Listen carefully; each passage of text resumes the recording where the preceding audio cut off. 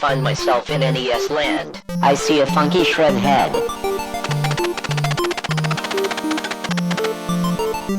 What could it possibly be? Sounds interesting.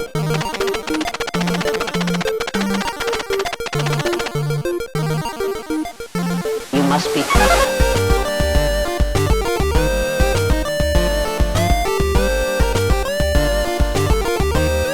We all purchased this game because it was the Ninja Turtles. This is a personal favorite, and I believe it to be an excellent game. Here's why. So, it's 1990. The Ninja Turtles are at the height of their comic and movie popularity. The TMNT arcade beat-em-up is eating up all the quarters in the universe. As a very young robo, I too am obsessed with these heroes on the half-shell. After begging for turtle power in my own home, I receive a very special birthday gift. There it is, the beautiful cover staring me in the face, the smell of a fresh cartridge. I was so excited to play this game, with no real expectations, so it does not bother me to say, this game is not the arcade game. The NES game is a side-scrolling action platformer, and I love it that way. This game follows a generic Ninja Turtle story, much like an episode of the TV show. Shredder and his minions have kidnapped April and are up to no good. Your first job is to save April and stop this evil. Great, no problems. Along the way, the story progresses to include explosives, turtle trucks, turtle blimps, Splinter's capture, giant mousers, weird aliens, the Technodrome, and more. The game's graphics are solid, nice colorful sprites, a cool overhead map world that you must navigate around, and the ability to pick any of the turtles.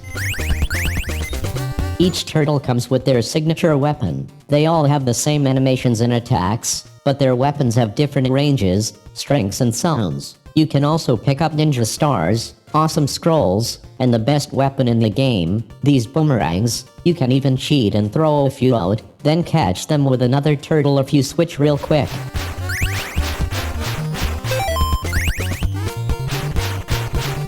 There are also pizzas that always looked like canoes to me as a kid. Look at this one. Is that a boat? Some kind of salad bowl? No, it's half a pizza. The levels have received a bad rap for being frustrating and difficult. Although I agree that some of the level designs are not the best, and that many of the paths are wasted in some stages, most of the layout is pretty good. The reason for the frustration is the respawning enemies, the weird jump physics, and the strange pacing. The enemies are definitely annoying, especially when moving slightly off-screen respawns them. But that is part of the fun here. Have we ever played any platformer on the NES that did not have annoying-ass enemies? The majority of NES games, aside from the big-name titles like Mario, are usually strange and annoyingly difficult. That's what makes the NES era of gaming so fun. It's weird, it's frustrating, but that's to be expected. I find it extremely enjoyable this way. I mean, have you ever played Conan on the NES? Trust me, things can get much, much worse. Yes, the enemies respawn. In many cases, the enemies even shift between two different types. Sometimes you get ninjas, mousers, and rat kings. Sometimes you'll randomly switch up the enemies to mudmen, batteries not included alien saucers, and chainsaw killers. So what? This is what we got here. It's an NES game, it's weird, and it works. You can even chalk this up to enemies from Dimension X. It's believable. But you need annoying enemies to get you through the game. Eventually, in the last few stages, they do get exponentially weird. Spiky hedgehog aliens, floating jellyfish things, robots, robot kangaroos. I know, it's weird and it's not very turtleish, but if you made it this far, you don't care. The gameplay requires lots of strategy. You have to navigate around the strange jumps and pitfalls. This particular jump is notorious because of its misleading nature. It requires that you simply walk across instead of jumping. It's purposely misleading, but that's what you have to deal with in this game. You can even see clues to this jump in other parts of the game. The turtles perform this little skip jump every time you walk off any ledge. Honestly, I never had a problem with this particular jump. A much bigger bullshit jump comes in this same area though. Look at this. Now, this jump takes some skill, and if you miss it, you're screwed. You have to do the whole place all over again. You have to press the jump button just right after building up the right amount of momentum. This is the real shit jump in Turtles 1. The game is meant to be hard, otherwise you would complete it in a very short time.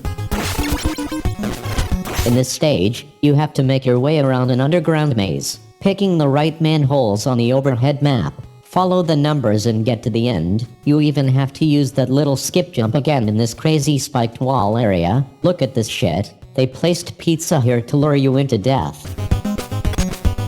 Don't be fooled. You have to drop down just right without any momentum. Once you lose a turtle, they are gone from your menu and you can't play as them anymore. You can find the missing turtles or you can lose every turtle and continue from the start of the stage. I personally love looking for the captured turtles. They show up in weird places. Collecting a captured turtle is one of the most satisfying sounds in video game history. I love it.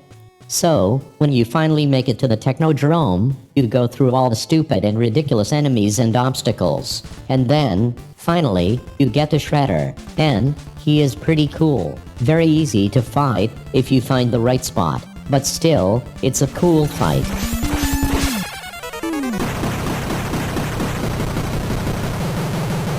After you melt the Shredder, you jump out of the Technodrome and are treated to a terrifying picture of Splinter. I mean, look at this shit. But, honestly, this is the type of picture ending we expected in the NES days. What's even weirder is, Splinter transforms. What the hell? I never understood why, but it's okay. Then, just to wash off the taste of that scary transformation, they give you a picture of April. Look at that beautiful 90s hair. Well, I don't know about you, but I am thoroughly satisfied. I don't understand the problem some people had with this game. The Ninja Turtles arcade is awesome, so is Ninja Turtles 2 on the NES, but this game is in a class of its own. It's the only true Turtles adventure I had as a kid, and I'm so happy that they decided to make it this way. The exploration and adventure aspect is exactly what I was looking for. Sure, it has weird physics, frustrating enemies, technical problems, and strange level designs, but it keeps you entertained the whole time. It's challenging, colorful, and features all of the turtles as playable characters. Say what you will, you cannot deny, this is a good game.